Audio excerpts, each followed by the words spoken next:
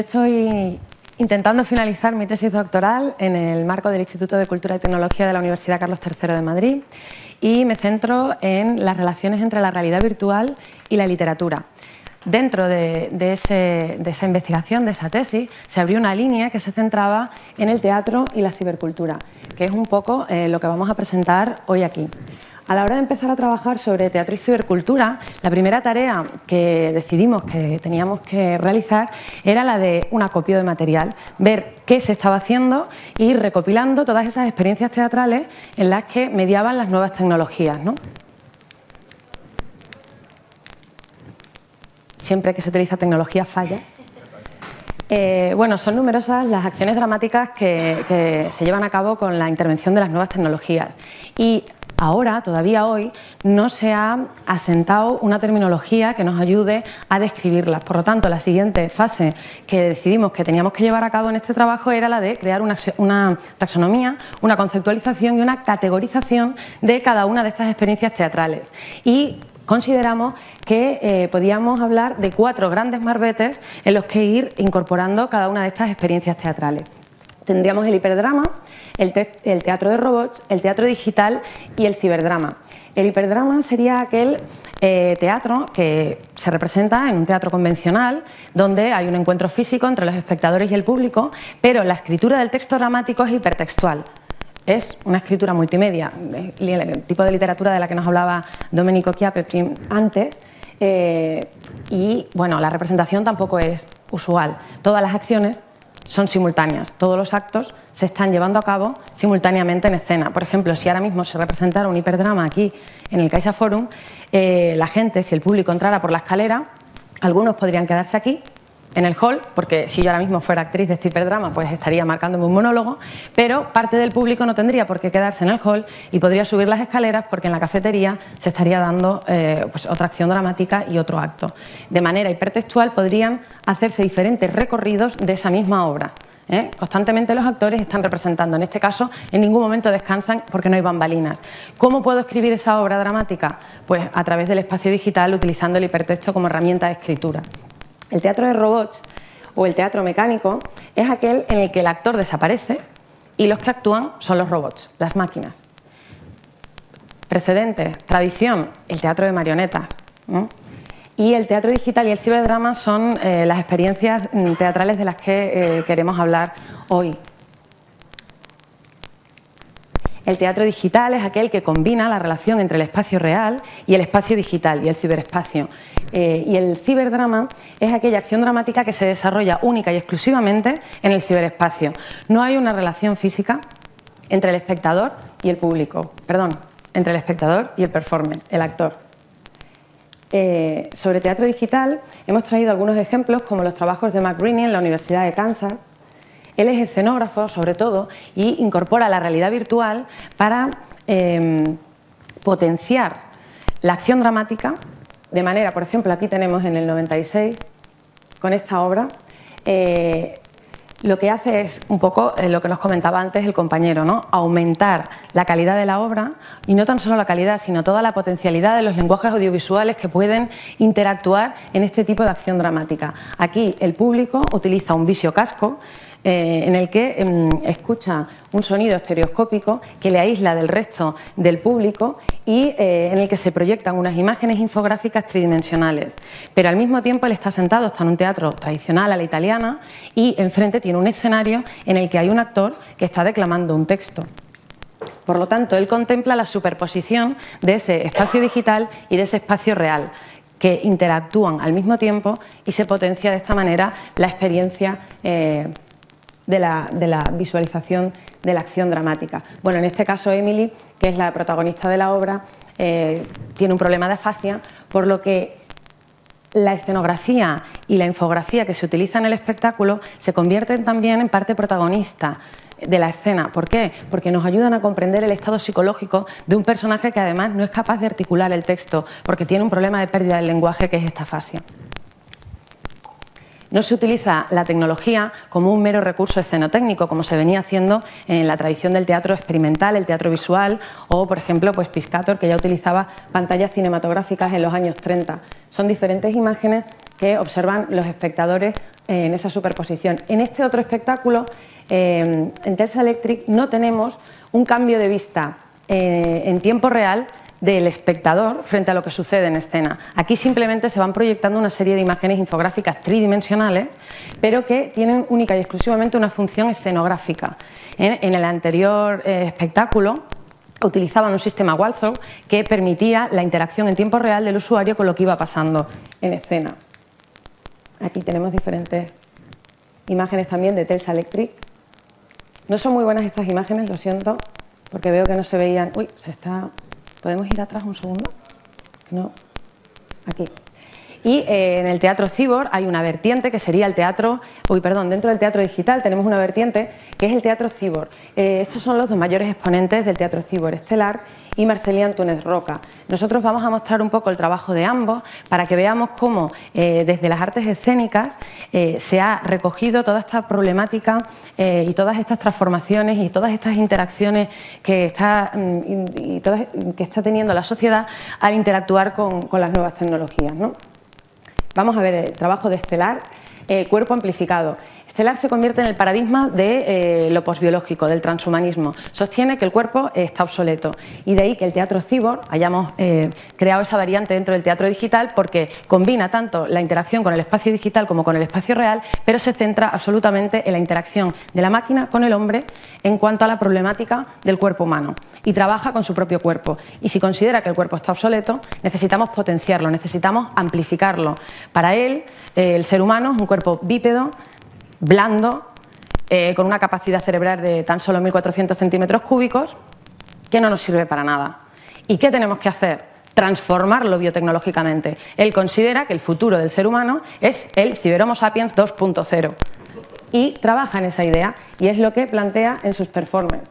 Aquí, por ejemplo, esto es una serie de performances que realizó en torno al concepto del cuerpo amplificado. Yo puedo transformar la visión a través de esos ojos láser, lleva un tercer brazo robótico y luego, bueno, toda una serie de sensores que funcionan como interfaz porque su propio cuerpo es la fuente de energía de todo el movimiento del lenguaje audiovisual de la performance. Se convierte en un cyborg total y absoluto, ya que incluso hay corriente eléctrica que se descarga sobre alguno de sus miembros para que se produzca un movimiento involuntario que crea toda una especie de danza cibernético surrealista, creando esa poética que es la esencia de este tipo de espectáculo de Marceli.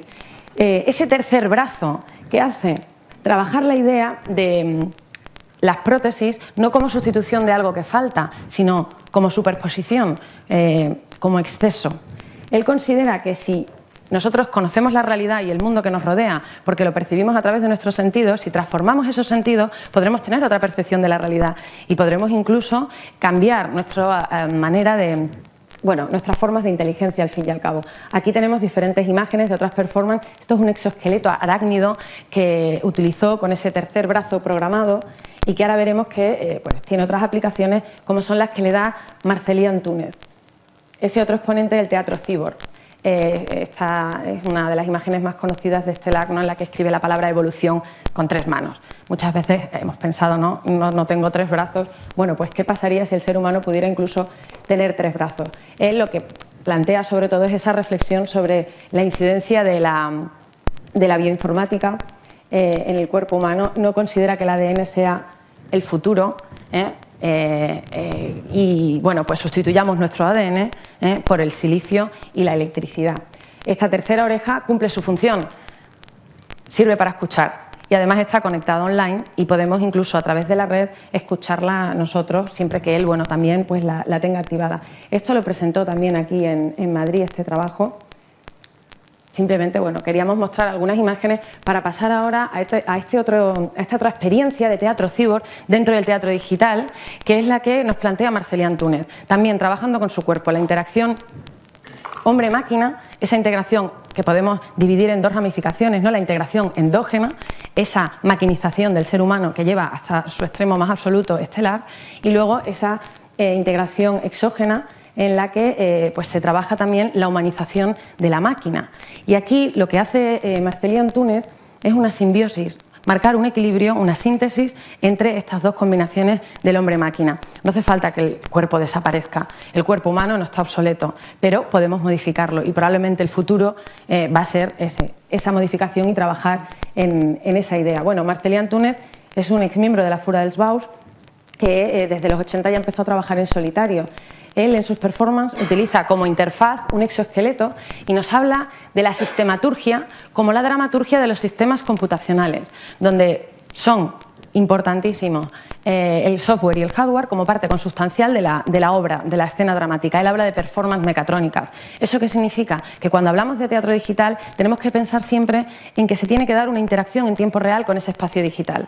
De ahí que no hayamos considerado otras experiencias teatrales en las que se incluyen las nuevas tecnologías como teatro digital. Porque sí es cierto que nos encontramos hoy, sobre todo, muchísimas experiencias teatrales con una cantidad de recursos escenotécnicos pues, abrumadora, pero no deberíamos siempre considerarlas como teatro digital. Con este exoesqueleto como interfaz manda pues las órdenes a través del gesto a esa computación que procesa y traduce en toda una serie de lenguaje audiovisual el gesto del performer. En este caso incluso activando una serie de robots que utiliza y que crea para cada una de estas performances, robots sonoros. Tiene un software musical pues que le ayuda a generar y a programar cada una de las performances. El Bodybot lo hemos traído porque nos interesaba también la propuesta teatral de Marcel·lí Antúnez con esta performance en la que el Bodybot no es como el exoesqueleto que le sirve como interfaz para accionar los medios de la acción dramática. El Bodybot es un cinturón metálico, una serie de cascos con unos automatismos que lleva incorporados en según qué partes del cuerpo, pero él no lo controla el espectador. De esta manera el espectador se convierte en director y protagonista también de la acción dramática. Y además el espectador interactúa en esta performance a través de una especie de videojuego. Tenemos un PC con un ratón y el ratón es el que nos sirve como interfaz para ir accionando diversas opciones que nos van a mostrar unos dibujos que ya pues, tiene programados Marcel·lí en la pantalla y cada una de nuestras acciones tiene una intervención directa en cada uno de esos gestos. Con esto, ¿qué quiere plantearnos también? La manera que tenemos de relacionarnos a través de las nuevas tecnologías, cómo tenemos contacto unas personas con otras, pero sin tener realmente un contacto físico o carnal. Y aún así, a él, cada uno de nuestros clics le está afectando físicamente, ¿no? Bueno, con Epizó además trabaja el tema de las relaciones sexuales en la época del SIDA. Esta performance se presentó en México en el 94 y pues, es una manera de tener una relación corporal con el otro mediada a través de las nuevas tecnologías, pues evitando pues las enfermedades. Afasia es otra performance mecatrónica en la que trabaja además con un sistema hipertextual que va accionando a través de la interfaz del exoesqueleto y bueno, otra serie de periféricos que tiene situados por el suelo del escenario y con los robots que le acompañan. Esta es otra performance que presentó precisamente aquí en Madrid en la Fundación Telefónica, en la que lo que pretendía proyectar era la posibilidad de la vida tras la muerte, cómo la máquina puede mover un cuerpo inerte y hacer trascender la vida más allá de la muerte. Él se coloca, además está suspendido como si fuera una espada de Damocles, ¿no? Pendemos de un hilo, somos tempo fugit, corruptibles, perdón, y hay un espectador que va accionando una serie de palancas y produce un movimiento programado de muñecas y de dedos que hacen que ese cuerpo parezca que sigue teniendo vida, aunque pueda estar inerte. En este caso Marcel·lí ahí está vivo, pero juega con esa idea quizá pues que todos tenemos en nuestro imaginario aquí en España del Cid campeador cuando ganó la batalla incluso después de haber estado muerto. Esta otra experiencia me interesaba traerla porque Chao Fei aquí presenta una combinación entre el espacio real y el espacio digital trabajando con Second Life. Hay dos actores en escena que trabajan con sus dos avatares virtuales en tiempo real. Es una manera de reflexionar también sobre las identidades y la simbiosis que existe o no entre esa gente que comparte su vida real y su vida digital en estos mundos virtuales como los de Second Life. Además, bueno, esta obra también está inspirada en el teatro de la Revolución Cultural China y toda la escenografía que aparece en el espacio digital, en la pantalla, todas las imágenes que se proyectan son reales porque esa ciudad, RMB City, existe en Second Life y la podéis visitar porque está abierta al público. Y de ahí pasaríamos al ciberdrama, que es ese espectáculo teatral en el que todo sucede en el ciberespacio. Os voy a mostrar brevemente algunas imágenes, porque esta nos interesaba especialmente, ya que hoy se ha hablado aquí también de la web 2.0. En este caso, el espectáculo teatral es de un grupo amateur. 20 personas se reunieron en Second Life, jamás tuvieron un encuentro físico y gestionaron todo el proceso dramático, desde la creación de vestuario, desde la caracterización de los avatares, la construcción incluso del escenario, todos los ensayos de una adaptación del Mago de Oz que se llevó a cabo en el 2008 en Second Life, con Dorothy, con el león, como podemos ver, no falta nada, el hombre de hojalata, la bruja mala, y el público que asistió a la representación asistió con sus avatares. Aquí tenemos el final de la obra, los actores saludan al público. Para finalizar, hay muchos grupos profesionales, como por ejemplo la FAG, que trabajan este tipo de ciberdramas, donde se encuentran en chats, en IRC, en MUDs, en espacios para múltiples usuarios. En los años 90, sobre todo, la interacción dramática sucedía única y exclusivamente a través del texto y el espectador a veces se perdía un poco. Se hacían incluso adaptaciones de Shakespeare. Hoy se incluye también el sonido, la imagen y la voz. Todo esto ha ido cambiando desde el chat IRC con el que empezaron en los años 90. ¿A dónde puede ir derivando todo esto? Bueno, pues autores como Janet Murray consideran que a la holocubierta, esa sala de Star Trek, no sé si la recordáis, donde iban a divertirse a veces los tripulantes de la nave. Entraban en una sala en la que, al introducirnos y accionar un botón, se proyecta una programación holográfica que... Uy, se ve fatal la fotografía. Bueno, en realidad ahí detrás hay una chimenea y hay una biblioteca y de repente pues nos veríamos inmersos en pues una acción dramática situada en, pues por ejemplo, la actualidad, en el CaixaForum, y nos encontraríamos dentro del CaixaForum, podríamos tocar, interactuar con esos hologramas y encontrarnos con actores virtuales que nos darían la réplica a textos que nosotros mismos podríamos interpretar en ese momento. Ya sería pues utilizar directamente la realidad virtual para ese tipo de experiencias teatrales. Patrick Pavís, ¿qué nos dice? Que cuando hablamos de teatro, porque al terminar de ver un poco todo este tipo de experiencias teatrales surge la eterna pregunta de ¿y esto es teatro? ¿Se puede considerar teatro? Bueno, pues el crítico teatral Pavís nos dice que cuando nos encontremos con estas características podemos hablar de teatro, y habla de belleza formal, de autenticidad de la experiencia, de carácter gratuito del juego y de comunicación dirigida a un espectador. Y una de las conclusiones que estamos extrayendo en esta investigación es que todas estas características sí que se cumplen en este tipo de experiencias teatrales. Muchas gracias.